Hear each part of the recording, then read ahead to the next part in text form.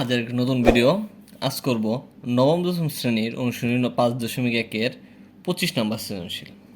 আচ্ছা, কী বা বলা হলো, একটি স্টিমারে যাত্রীর সংখ্যা 376 জন। ডেকের যাত্রীর সংখ্যা কেবিনের যাত্রীর সংখ্যার 3 গুণ। ডেকের যাত্রীর মাথাপিছু ভাড়া 60 টাকা এবং মোট ভাড়া প্রাপ্তি 33,840 টাকা। ক নম্বর বলল, ডেকের যাত্রীর সংখ্যাকে এক্স ধরে সমীকরণটি তৈরি করো। খ, ডেকের যাত্রী ও কেবিনের যাত্রীর সংখ্যা কত? গ, কেবিনের মাথাপিছু ভাড়া কত? করব ক, ডেকের যাত্রী সংখ্যাকে এক্স ধরে সমীকরণটি গ্রহণ করো। আচ্ছা, ক নম্বর দেখি, একটি স্টিমারের যাত্রীর সংখ্যা 376 জন। ডেকের যাত্রীর সংখ্যা কেবিনের যাত্রীর সংখ্যার দ্বিগুণ, 3 গুণ। সরি, এখানে কি 3 গুণ। ডেকের যাত্রীর সংখ্যা কেবিনের যাত্রীর সংখ্যার 3 গুণ। আচ্ছা, এখানে দেওয়া আছে ডেকের যাত্রীর সংখ্যা এক্স ধরে, মানে মনে করি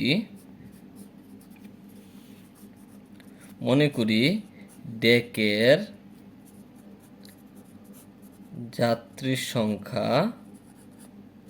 এক্স, সুতরাং কেবিনের যাত্রীর সংখ্যা হবে, বলল ডেকের যাত্রীর সংখ্যা কেবিনের যাত্রীর সংখ্যার 3 গুণ। এর মানে কেবিনের যাত্রীর সংখ্যা ডেকের যাত্রীর সংখ্যার 3 ভাগ। মানে কি, যেহেতু ডেকের যাত্রী দেওয়া আছে, সুতরাং কেবিনের যাত্রীর সংখ্যা হবে x/3।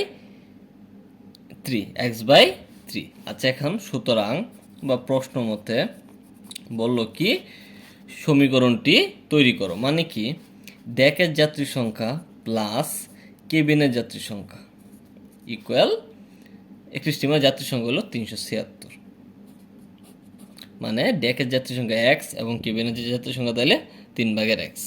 সুতরাং দুইটা যোগ করলে আমি পাবো 376। এটাই হলো প্রথম সমীকরণ। আচ্ছা, তারপরে ক বললো ডেকের যাত্রী ও কেবিনের যাত্রীর সংখ্যা নির্ণয় করো। ডেকের যাত্রীর সংখ্যা এবং কেবিনের যাত্রীর সংখ্যা নির্ণয় করো। আচ্ছা, আমি তখন লিখবো হতে পাই কি, হতে পাই x প্লাস x/3 ইকুয়াল 376। না, টোটাল এটা বা এটা লসাগু করলে 3 লসাগু, 1 দিয়ে ভাগ করলে 3 আর x গুণ করলে 3x প্লাস 3 দিয়ে 3 ভাগ করলে 1 দিয়ে x এর গুণ করলে x ইকুয়াল 376। বা এখন এটা কী করবো, আড়াআড়ি গুণ করলে নিচে 1 আছে, 3x প্লাস x মানে 4 দিয়ে 1x গুণ করলে 4x।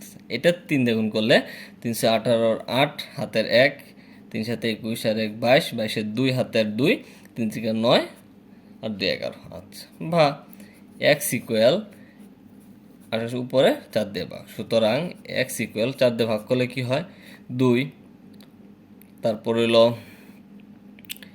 82। আচ্ছা, 262, মানে x ইকুয়াল 282। এর মানে ডেকের যাত্রীর সংখ্যা x। তাই আমি পেলাম এখানে ডেকের যাত্রীর সংখ্যা x। এখন প্রশ্ন বললো ডেকের যাত্রীর সংখ্যা ও কেবিনের যাত্রীর সংখ্যা নির্ণয় করো। আচ্ছা, সুতরাং ডেকের যাত্রীর সংখ্যা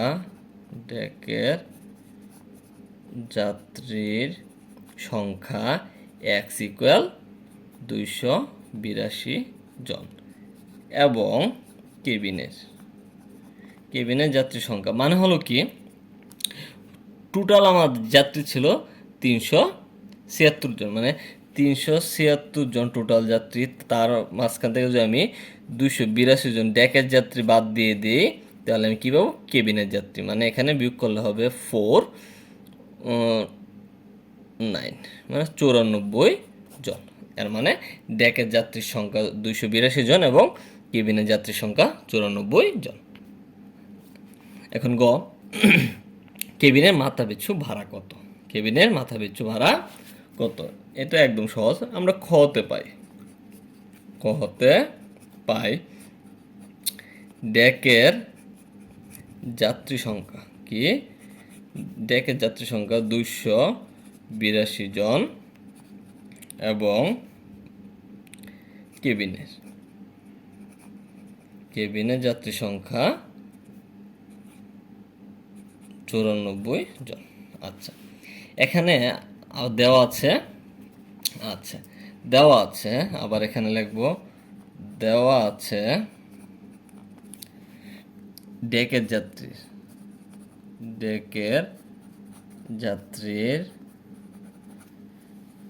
মাথা পিছু ভাড়া সমান সমান ৬০ টাকা এবং মোট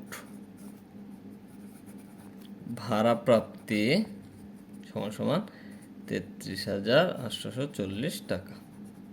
আচ্ছা, আমার বের করতে হবে কেবিনে মাথা পিছু ভাড়া কত। মনে করি